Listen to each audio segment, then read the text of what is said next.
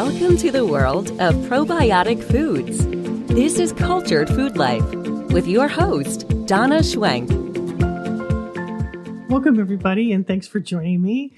We're going to be talking about a special protein that you might not be getting enough of in this podcast.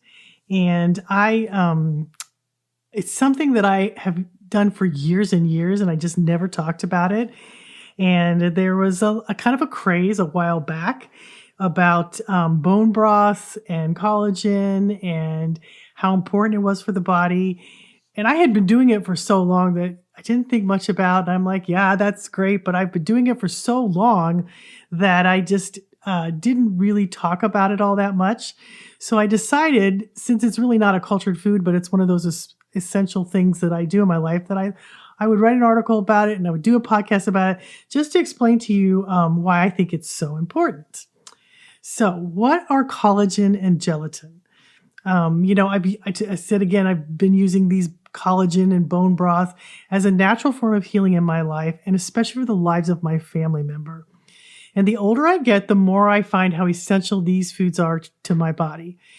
And at first I noticed how crucial it was I think it was like 18 years ago. And my daughter was 16. She had IBS. This is right at the beginning when we first found cultured foods. And she was trying to heal from food allergies and IBS. And I made her tons of soup with collagen-rich bone broth. She had at least one cultured food at every single meal. And in a month, she began to heal in a very, very powerful way. And I remember that. And it seemed to me that the more soup she had, the more cultured food she had, the better she got. And within, it wasn't very long until her food allergies went away, her IBS healed, and it was a combination of things. And as I've gotten older, I've noticed how much these foods help with your skin, your joints. They stay stronger. They give me bursts of energy. Things like collagen and bone broth, they keep my blood sugar stable. And I kind of use them in ways that maybe you don't know about. I love them because I do strength training, because I think strength training is very important for you as you get older, because you lose so much of your muscle mass as you age if you don't keep using your muscles. And so strength training has been it's just a consistent thing that I've done for forever, it seems like, that has really helps keep not only your joints, your ligaments, your muscle mass intact, but it also helps hormones. It helps you to give those youthful hormones to you as you age. And nothing has helped me more than that, to stay young and stay strong, along with cultured foods. And then these foods I'm going to talk about today. It's no coincidence that I've gone from learning to knowing what really helps me in so many ways. And there's just no turning back for me. This is a really key thing in my life. These foods are the mainstay in my diet. I love them. I make a ton of soups and stews and things like that. And the benefits of bone broth and collagen as traditional foods there's so many values to them. And to start with, they have powerful anti-inflammatory, but they also have those anti-aging qualities, and they do an amazing job in filling in the amino acids, the building blocks of protein in my diet. And I really need those types of things in my diet to really stay at the optimal level of health and energy level in my body. Now, gelatin, collagen, and bone broth. Gelatin is made from cooking collagen. So gelatin is a degraded form of collagen. And that doesn't mean it's bad. They're virtually identical nutritional profiles. And so therefore they do a lot in the body. They're the most plentiful protein in humans and animals, and gelatin boosts our collagen levels. So collagen is found almost everywhere throughout our whole body. It's abundant in our skin, our bones, our tendons, our ligaments, and it literally holds together the tissues that give strength to our skeletons. So it is abundant in our body. And the gelatin we consume comes from collagens in animal skin, bones, ligaments, and tendons.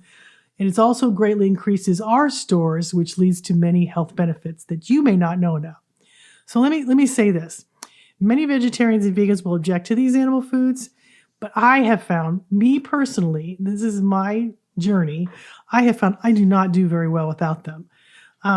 Some people have difficulty assimilating vitamins, proteins, and other factors from just plant foods, and I'm one of them.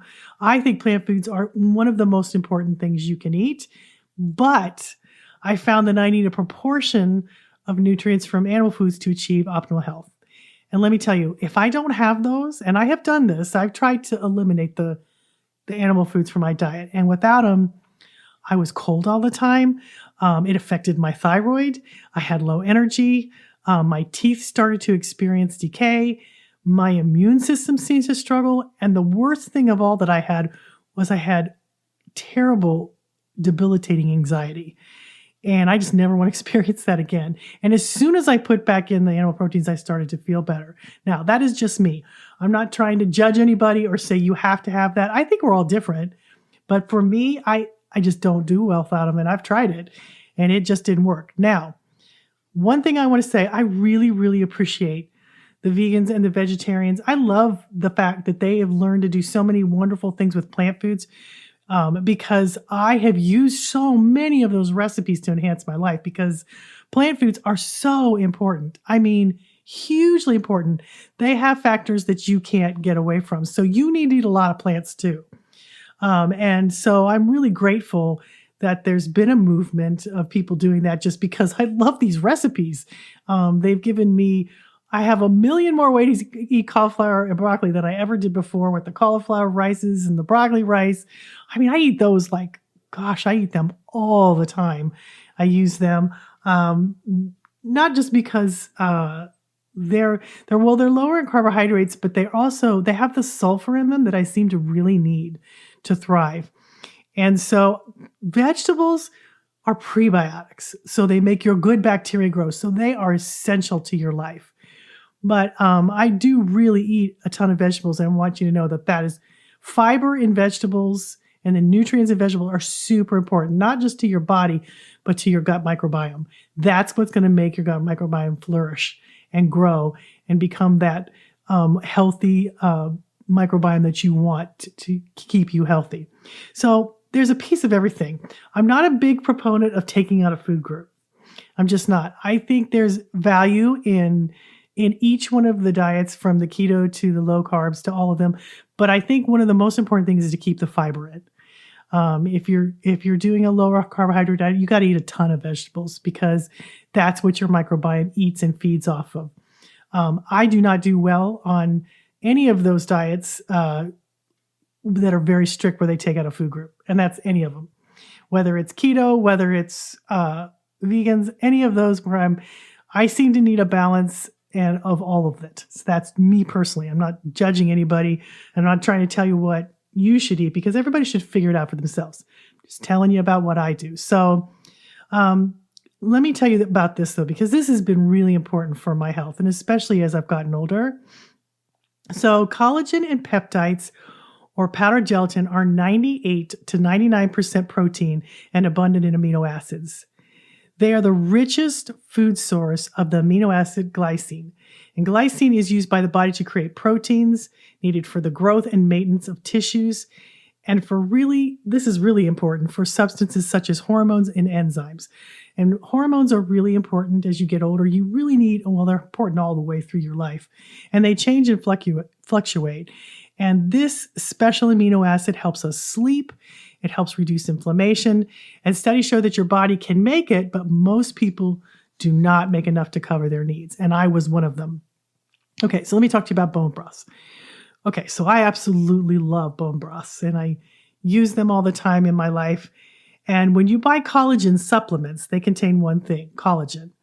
But bone broth contains multiple nutrients, including naturally occurring chondroitin sulfate, that's found in your bones and cartilage, and hyaluronic acid, which is found in your joints, and nearly 20 other forms of amino acids. It's rich in calcium, magnesium, potassium, phosphate, and other trace minerals. The same minerals you need to build and strengthen your own bones. It provides vitamin A and vitamin K2, which your gut bacteria makes, by the way, minerals, zinc, iron, boron, manganese, and selenium, as well as omega-3s and omega-6 fatty acids. It has a lot. Bone broth has all of that and more. And it's something that I really love to consume. Actually, I'm making a fish stew today because I make a lot of stews and food soups because they're one-pot meals, and everybody loves them. And I'll serve them with some sourdough bread and a salad, and then dinner is done. But that's what I'm making tonight. My grandma used to make the most delicious fish soups, and she lived in an island in Nova Scotia on Cape Sable Island. And so they were very isolated. They had a tiny little store, wasn't maybe 100 people on the island. And when we would go visit in the summertime, she would always make a lot of fish stew because they had abundance of fish. They had lobster, and it was lobster stew usually because they had so much lobster there, which, I ate so much of, I got sick of it. But because I was a kid and I didn't know any different, but she would make these big, huge pots of stew for all the grandkids and the families because it was easy for her.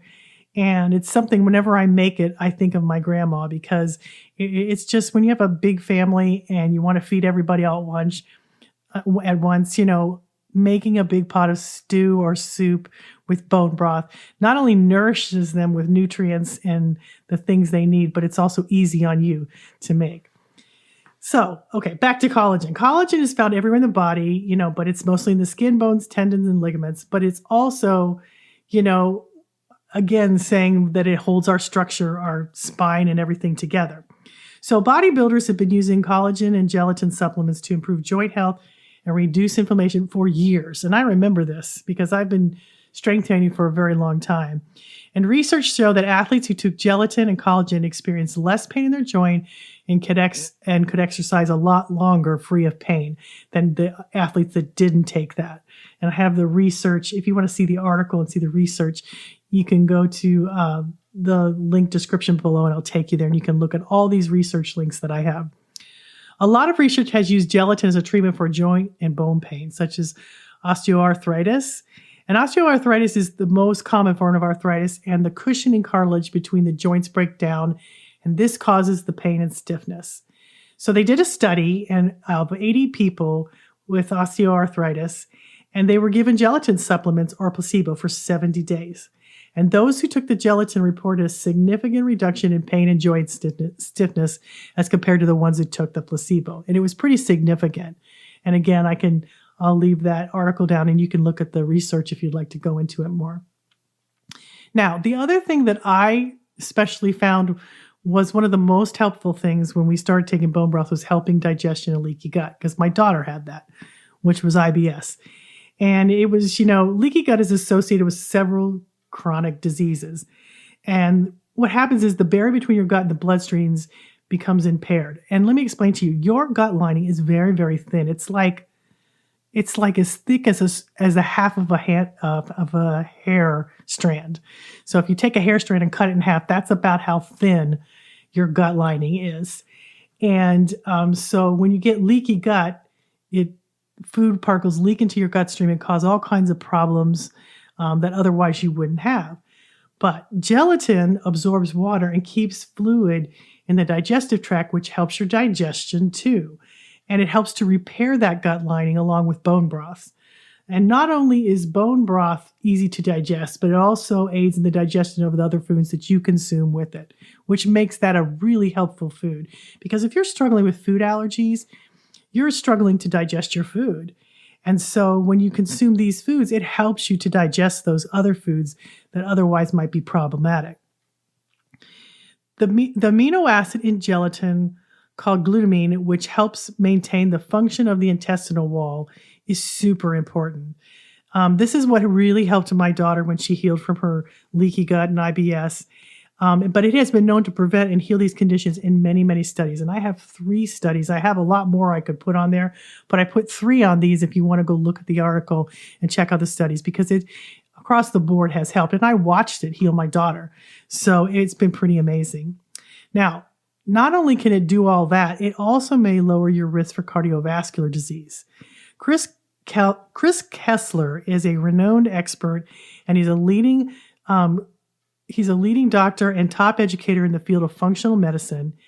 And he has important research about how gelatin and collagen work to help with cardiovascular. Now I'm going to read what he states. This is what he states.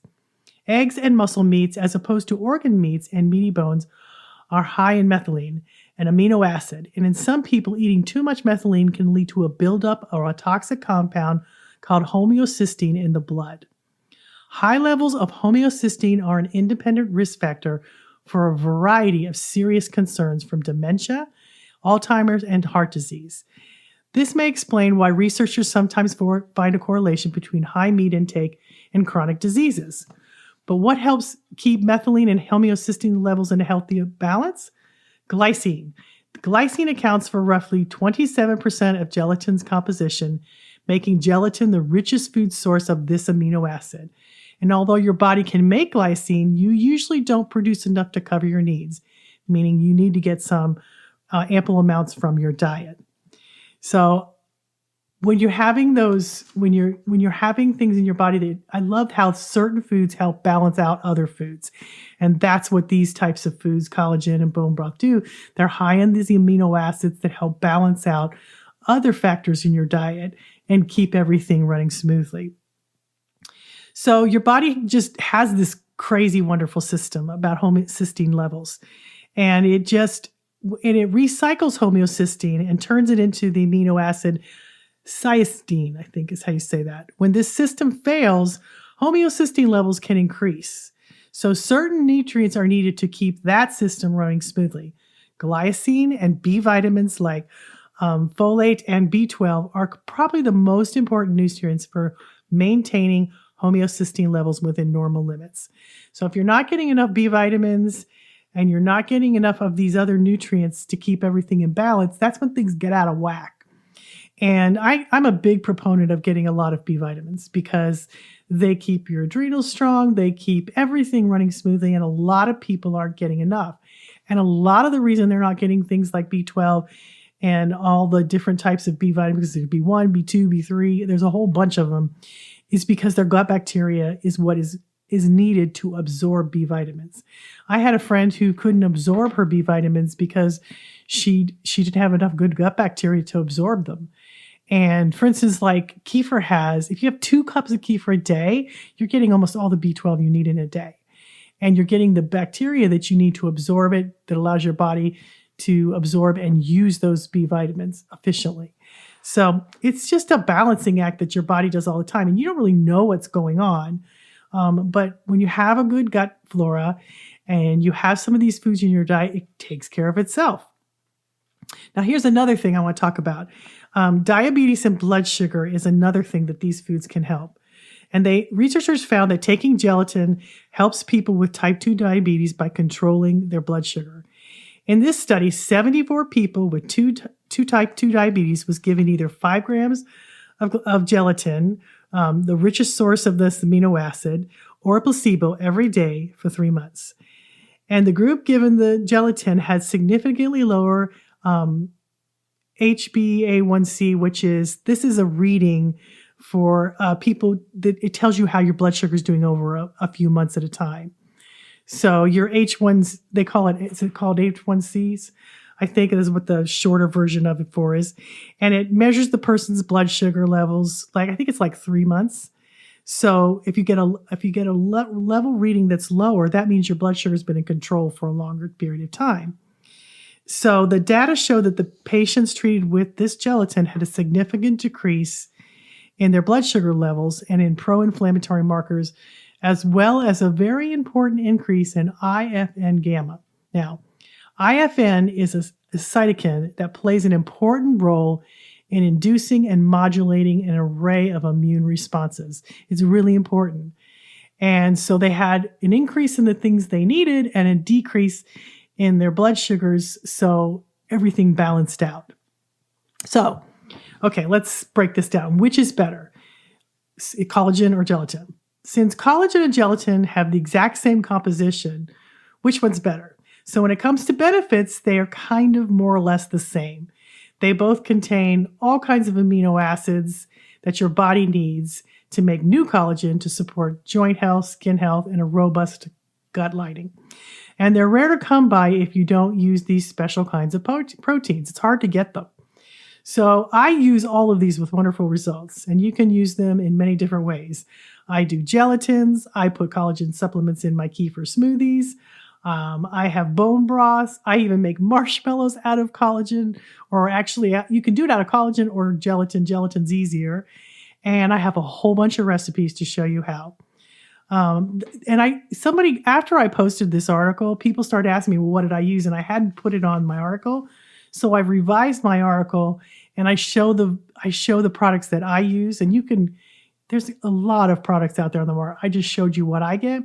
I always get gelatin that's grass fed.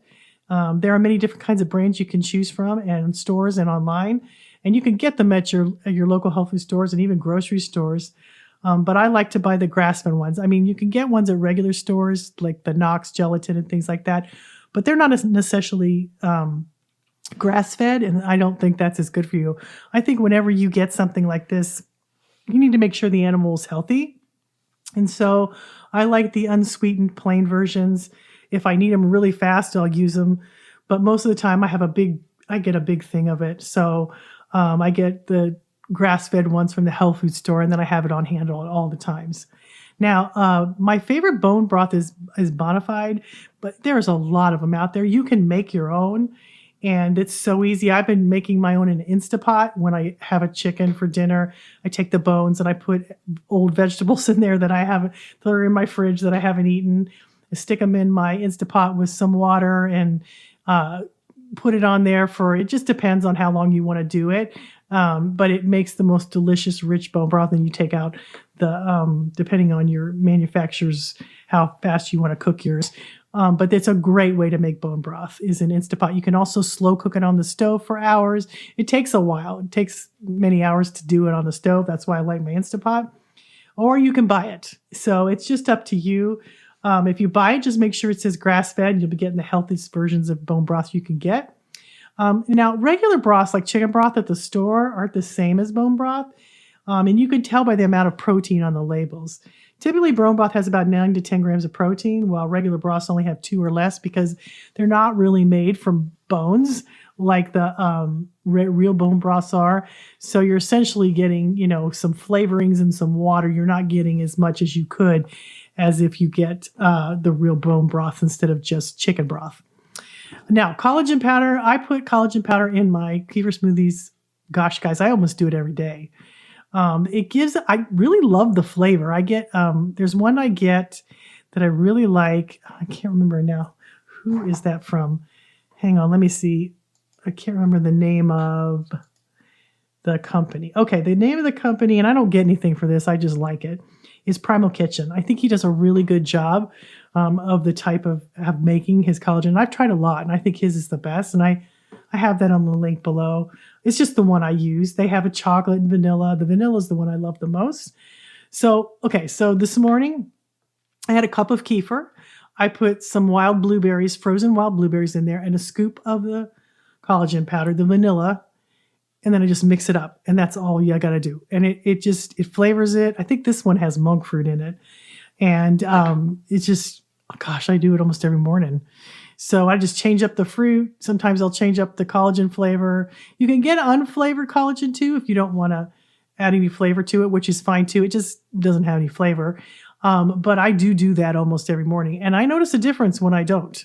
So now, on the article, if you want to click in the link description below, I have all of some recipes. Let me read them to you. I have apple rice miso, which is made with bone broth.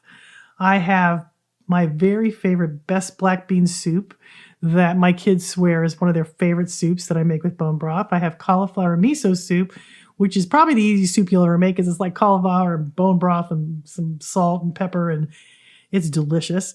I have some clementine pie. It's a kefir pie, and I use gelatin in that, and I make that around the holidays. It's so good when clementines are in season. I have a kimchi lentil soup that's made with bone broth and a cream of vegetable soup. I have strawberry gelatin jar. I make my own Jell-O, so you're not getting all the garbage that you can get at the store. It's super easy. You just use fruit and you put it in a blender with water and some gelatin, and it makes delicious gelatin. And then on top, I have a gelatin It's like whipped cream topping, but it's made out of gelatin. It's to die for. It's so good. I have marshmallows, and I make them probiotic actually, because I add a little bit of culture to them. You don't have to do that, but these marshmallows are awesome. I have probiotic s'mores that I make out of marshmallows that are really good. I have a strawberry lemon kefir pie that I love that's made with, it's just got a creamy kind of a gelatin-like inside that's made with fresh strawberries and a graham cracker crust that are sprouted graham crackers, and it's really good. And those are just a few of some of the recipes that I do. I make a lot of gelatins that I'm going to put more of those on here, where I put fruit in them, and then I put gelatin, and I have to show you how to do it. But it just is, it's a wonderful thing to have in the evening when you want something extra, but you don't want to eat a lot of sugar. These are great. Gelatin is great for that. That's kind of my go-to. I eat a lot of lemon jello. I don't have the recipe on here, but I'll probably have to write that up because we have a lemon tree and I get a lot of lemons. So I love lemon jello. And then I have this whipped topping that I put on that's made out of gelatin that's to die for.